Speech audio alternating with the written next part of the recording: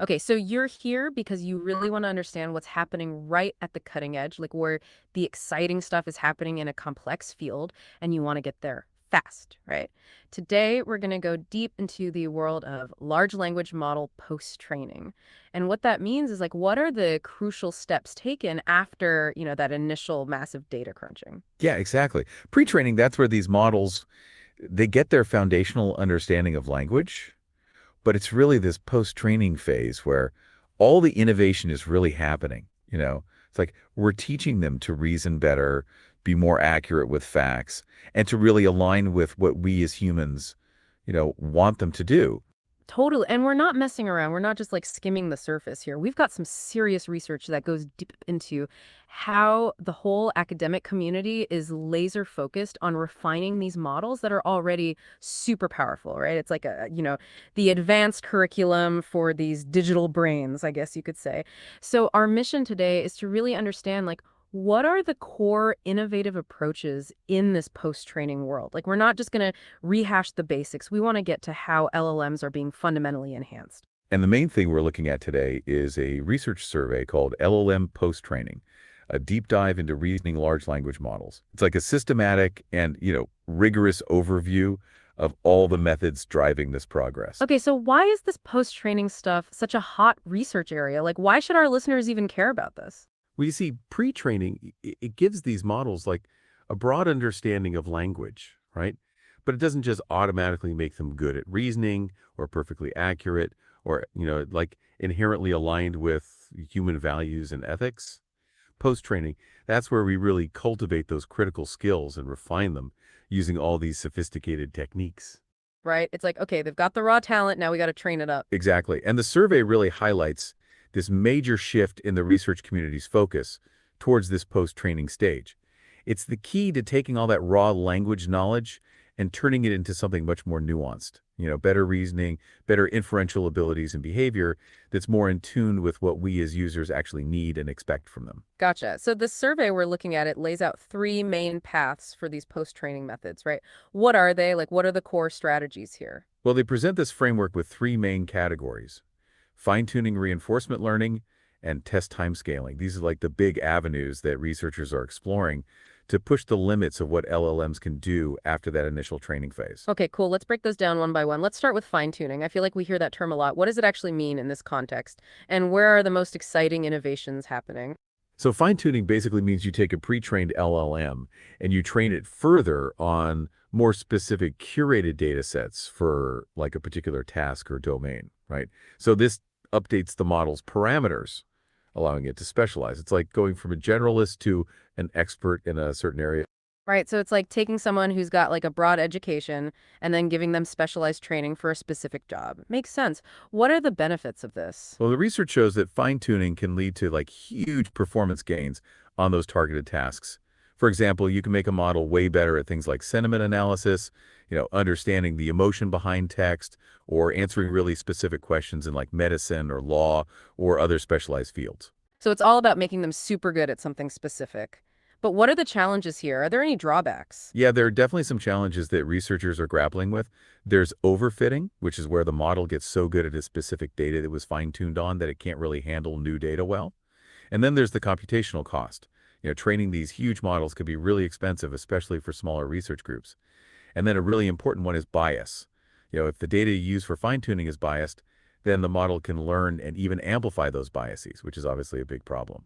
Right, so it's not just about making them better at stuff, it's about making sure they're better in the right ways. So how are researchers dealing with these challenges? Are there any cool new approaches? Yeah, definitely. One of the big innovations here is something called parameter efficient fine-tuning, or PAFT. Methods like low-rank adaptation, LoR, and adapter layers are changing the game here. Instead of updating all of the parameters in a huge LLM, they just tweak a small fraction of them. So it's like instead of rewriting an entire textbook, they're just adding a few chapters or making some edits here and there. Why is that so much better? Well, the idea is that the knowledge from pre-training is stored in this super high dimensional space, right?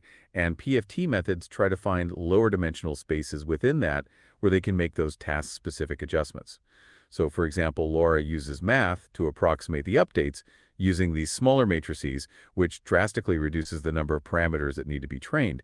And adapters, they add these little neural network modules within the existing layers of the model. Clever. So it's all about being more efficient with the training process. But is there a trading here? Like, if the model becomes too specialized, does it lose its general knowledge? That's a great question, and it's something researchers are actively looking into. There's definitely a balance to be struck between task-specific improvement and making sure the model doesn't forget everything else it learned. Some techniques being explored are multitask learning, where the model is trained on multiple tasks at once, and methods that help the model hold on to its pre-trained knowledge while also learning new stuff. Cool. So it's like making sure they can be both a specialist and a generalist at the same time. Okay, let's move on to the second big area, reinforcement learning, or RL. We usually hear about this with like robots or games, right? So how are researchers using RL to train LLM? Yeah, it's interesting because the basic idea of RL, which is learning through trial and error based on rewards, it still applies here. But using it with LLMs presents some unique challenges. In traditional RL, you have an agent in a very defined environment with specific actions it can take. But LLMs, their action space is huge. It's their entire vocabulary. And the state changes with every word they generate. Plus, the rewards are often subjective and delayed, which makes it hard to figure out which actions actually led to a good outcome. Yeah, I can imagine it's way more complex than just like winning or losing a game. And figuring out what a good language output even is, that must be super tricky. Totally. It's not like a simple score in a game. LLMs need to be informative and truthful and safe all at the same time. So designing reward functions that capture all of that is a big area of research. So how are they tackling these challenges? Are there any innovations in RL specifically for LLMs? Yeah, there's a lot of cool stuff happening here. Researchers have developed specialized optimization techniques that can handle these huge action spaces and complex reward landscapes. One big area is framing things like chain of thought reasoning as an RL problem. So each step in the reasoning process is treated as an action that contributes to the final answer, and RL can be used to optimize the whole process. That's interesting. So it's breaking down complex thought into individual steps that can be learned? Exactly. And some of the early work in this area used algorithms like reinforce, which directly tweaked the model's parameters to maximize the reward over the entire generated sequence. But these methods were often unstable and had high variance, which made training difficult. So we needed something better, more stable, right? Right, and that's where self-critical sequence training, or SCST, came in. The big innovation here was using the model's own best guess as a baseline to compare against other possible outputs during training. This self-critical approach helped the model learn much more efficiently and stably. So it's like the model is learning from itself, comparing its own outputs to figure out what's better. Exactly, and these early ideas were really important for developing the modern techniques we see today, like reinforcement learning from human feedback, or RLHF, which often uses algorithms like proximal policy optimization, or PPO. And then there are even more advanced reward modeling techniques like group relative policy optimization, or GRPO, which build on those core RL principles. Okay, so we're talking about reward models now. It seems like this is all about aligning the LLM's behavior with what we humans want, right? Yes, alignment is a crucial part of this. It's about making sure the LLM's outputs are actually aligned with human preferences and values. And reward models are key to this. They're trained on data where humans have ranked different LLM outputs, so they learn to predict which outputs humans would prefer. And then that prediction is used to guide the RL training. So we're basically teaching the machine what we like and don't like. What are the different ways to create these reward models? There are two main approaches, explicit and implicit reward modeling. In explicit reward modeling, you define the reward function based on specific rules or human ratings of certain qualities like helpfulness or truthfulness. This gives you more control, but it can be expensive and hard to scale. Implicit reward modeling tries to infer rewards from indirect signals like user engagement metrics, clicks, likes, that kind of thing. It's more scalable, but you risk the model learning to game the system instead of actually improving. So it's like a trade-off between control and scalability. The survey also talks about process reward modeling versus outcome reward modeling. What's the difference there? This is especially relevant for reasoning tasks. Outcome reward modeling, or ORM, only cares about the final answer, is it right or wrong. Process reward modeling, or PRM, looks at the actual steps the model took to get to the answer and rewards it based on the quality of those steps.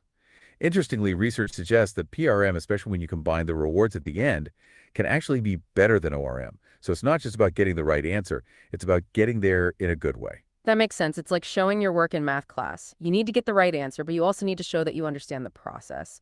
What about these newer techniques like DPO and GRPO? How are they improving on older methods like PPO? These newer methods are kind of an evolution in how we approach alignment. Instead of training a separate reward model and then using PPO to update the policy, DPO and GRPO, they combine the alignment objective directly into the loss function. It's a more streamlined and efficient way to learn the desired policy by comparing good and bad responses directly. So it's like cutting out the middleman, making the learning process more direct. The survey also mentions ORPO. What's that all about? ORPO is even more direct. It optimizes the model's policy directly from human preferences without even needing a separate reward model. It focuses on adjusting the parameters to make the model more likely to generate preferred responses compared to dispreferred ones. It's a simpler and potentially more stable approach. Interesting. So it's all about finding more efficient and effective ways to align the models with our preferences. Now, RLHF seems to be a really popular approach these days. Can you give us a quick rundown of how that works? Sure, RLHF, or reinforcement learning from human feedback, usually involve three main steps.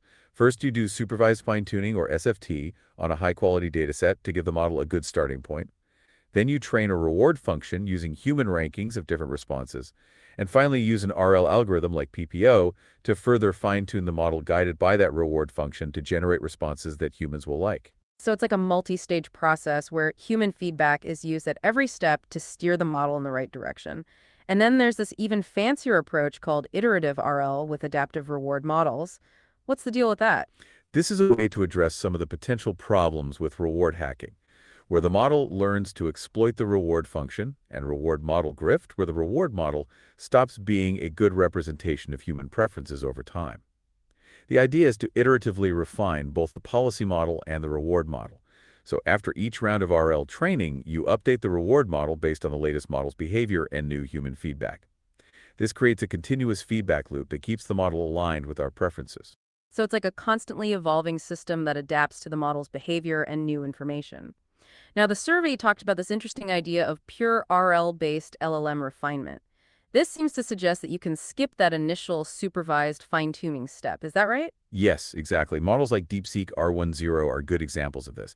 They use only RL without any initial supervised fine-tuning. It's a pretty big departure from the standard RLHF pipeline, and it raises some interesting questions about whether we even need all that supervised pre-training for certain capabilities. Wow, so it's like going straight to the hard stuff. How does that even work? Well, to make up for skipping the initial SFT, they use other clever techniques. For example, they might use curriculum learning with chain of thought examples before the RL training starts. This helps the model learn about reasoning patterns directly within the RL framework. So it's like learning to reason by doing rather than by being told how to do it. What are some other innovations in this pure RL world? Another cool technique is combining rejection sampling with fine-tuning. So after the RL training, the model generates a bunch of different responses, and then they filter out the bad ones based on some quality metrics. The good ones are then used to fine-tune the model using supervised learning, like bootstrapping high-quality data from the RL-trained model itself. That's a neat trick. The survey also mentions reasoning-oriented RL leveraging GRPO. What's special about that? Reasoning-oriented RL focuses on designing the reward function and the training process specifically to improve the model's reasoning abilities. With GRPO, you evaluate the model's outputs in groups and reward them based on criteria related to the reasoning process, like whether the math is correct, whether the arguments are logical, and whether there are any factual errors. It's a very targeted approach to boosting reasoning skills. So it's like giving the model extra credit for showing its work and explaining its thought process. And finally, in this section, the survey talks about using distillation to transfer those advanced reasoning skills to smaller, more efficient models. How does that work? So knowledge distillation is a way to transfer knowledge from a big, complex teacher model to a smaller student model. In this case, the teacher model is a large LLM that's been trained with RL to be really good at reasoning. The student model learns to mimic the teacher's behavior and output quality. This lets us deploy those advanced reasoning skills even on devices with limited resources. That's awesome. It's like making the power of those giant models accessible to everyone. Okay, let's move on to the third major category, test time scaling. What is that all about? Test time scaling, or TTS, is all about adapting the computational effort during inference based on the complexity of the input. So the goal is to get better performance on harder tasks without using a ton of computing power for every single input. It's about being smart with your resources. Gotcha. So what kind of techniques are we talking about here? I see chain of thought and tree of thought mentioned again. Yeah, those are really important here. Coty prompts the model to generate those intermediate reasoning steps before giving the final answer, so it's like forcing it to think more deeply.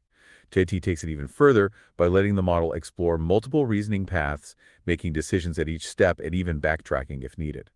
And then there are search-based techniques where the model iteratively refines its output through multiple decoding passes. So it's like giving the model more time and space to think things through when it needs to. What about best of n sampling? How does that fit into this? Best of N or bond is a simple but surprisingly effective technique. You generate multiple responses and then pick the best one based on some scoring system, which could be a reward model or just a simple rule. It's kind of like a quality control check at the end. And research shows that it could be just as good as more complex RL methods in some cases. So sometimes the simple solutions are the best ones. What about search against verifiers? What's that all about? That's where you generate multiple responses and then use an automated verifier to check them. The verifier could be a reward model or something else that can assess how good the responses are. The best response, according to the verifier, is then chosen as the final output. It was having another layer of quality control built in. Got it. So what about this idea of self-improvement via refinements? It sounds like the model is learning as it goes. Yeah, that's the idea. The model generates an initial response and then critiques itself looking for errors or ways to improve it, and then it revises the response based on its own feedback. It can repeat this process multiple times, getting better and better with each iteration.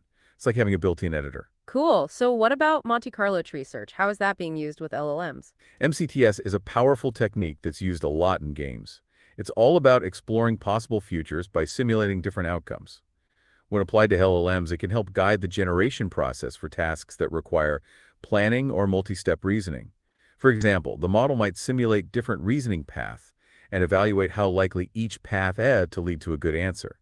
It's like adding strategic thinking to the mix. I like it. And finally, there's chain of action thought reasoning, which is used in a model called Satori. How does that work?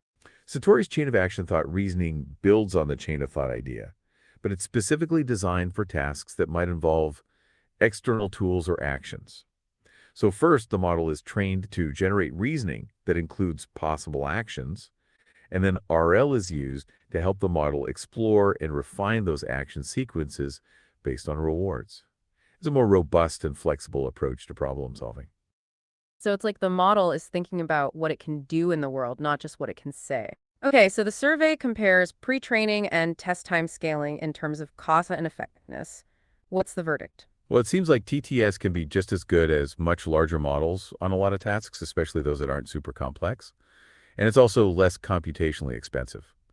But for really hard problems that require deep reasoning, the knowledge from pre-training is still really important. So they're kind of complementary approaches, and future systems will probably use both. Right, so it's like each approach has its own strengths and weaknesses. Now, how do we know if these post-training techniques are actually working? How do we evaluate them? Well, the survey talks about the importance of benchmarks for evaluating these innovations.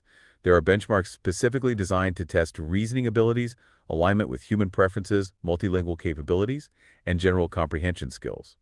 These benchmarks are essential for objectively measuring the progress we're making. So we need to be rigorous about evaluating these new techniques to make sure they're actually doing what we want them to do. Finally, the survey was towards the future. What are some of the big challenges and opportunities for research in LLM post-training? Well, there's a lot of exciting work being done on advanced RL methods, sophisticated reward modeling, and smarter decoding and search strategies. But there are still some big challenges to overcome, like preventing catastrophic forgetting during fine-tuning, ensuring the safety and privacy of these techniques, finding ways to get feedback without relying solely on humans, improving the efficiency of test time scaling, dealing with reward misgeneralization in RL, making RL training itself more efficient, exploring personalized learning that protects privacy, developing collaborative multimodal systems, integrating multimodal data into RL, and even addressing the problem of LLMs overthinking. Wow, so it seems like we're just scratching the surface of what's possible with LLM post-training. There's so much more to explore and so many interesting problems to solve. Absolutely. This is a rapidly evolving field, and there's a ton of exciting research happening all the time. So to wrap things up, we've covered the key innovations in LLM post-training, including more efficient fine-tuning methods, sophisticated RL techniques for alignment and reasoning, and dynamic test time scaling approaches. And the main takeaway is that post-training is crucial for unlocking the full potential of these LLMs. It's what makes them more reliable, accurate, and better aligned with what we humans want from them. And this field is moving so fast, there's no doubt we'll see even more amazing breakthroughs in the near future. And here's a question for you, the listener, to think about. As these post-training techniques get more and more sophisticated, what will it mean for the future of AI? Will there even be a clear distinction between training and real-time intelligence anymore? What will it mean to have AI systems that are constantly learning and adapting on the fly? It's a pretty mind-blowing concept to think about. And if you're interested in staying up to date on all the latest developments, the research survey we discussed today has a public repository that's constantly being updated. You can find it at https://github.com/zy-ori-x-awesome LLM post-training. Definitely worth checking out. Thanks for doing us for this deep dive. Until next time. Thanks for having me.